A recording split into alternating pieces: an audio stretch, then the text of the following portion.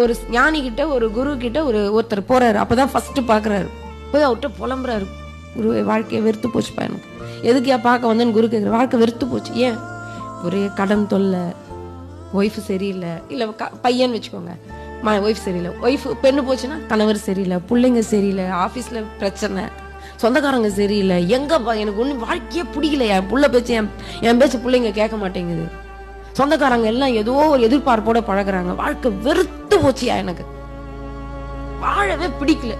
குரு சொல்றாரு, சரி வெறுத்து போச்சா, நான் ஒரு மருந்து கொடுக்குறேன், அதை நீ சாப்பிடு. அது சாப்பிட்டா கொடுக்குறேன்பா. உடனே நம்ம கேள்வி கேட்போம், சாப்பிட்டா? குரு என்ன சொல்கிறார்? ஒரு சின்ன ஒரு குவளை இவ்வளவுதான் இருக்கும், ஒரு 100 ml தண்ணி. அந்த தண்ணியில எடுத்து ஒரு 100 கிராம் உப்பை போடுறாரு.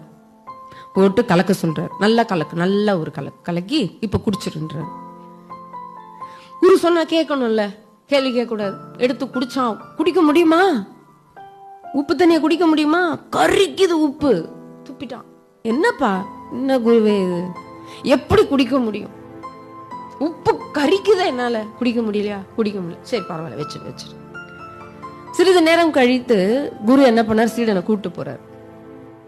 கூட்டு போய் அங்க அவருடைய ஆசிரமத்துக்கு பின்பக்கம் ஒரு அழகா ஒரு ஏரி இருக்கு, பார்க்கவே ரம்யமா இருக்கு. அதே 100 கிராம் உப்பை கையில எடுத்துட்டு வந்தார். கொண்டு வந்து அந்த சீடன் கிட்ட கொடுத்தார். இப்ப அதுல கொட்டுனாரு. கொண்டு போய் கொட்டிட்டான். கைய வச்சு இப்படி பண்ணுனாரு. கலக்கிட்டான். சரி, இப்ப அந்த தண்ணி எடுத்து குடினாரு. குடிச்சான்.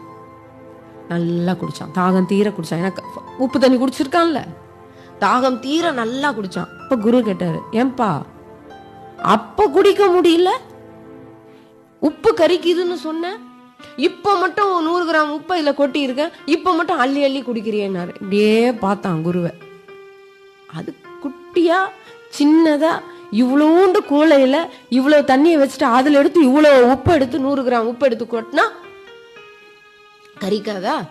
இது இவ்வளோ பெரிய ஏரி, இதுல 100 கிராம் உப்பை கொட்டினா அது காணாம போயிடும். அப்ப அவர் கேட்டாரு, உன் மனசை ஏன் குவளை மாதிரி வச்சிருக்க? ஏரியா வச்சுக்கோ. உன் மனதையும் நீ ஏன் குட்டி குவளையா வச்சிருக்க? எவ்வளவு வேணாலும் அதுல கலக்கலாமா, கொட்டலாமா?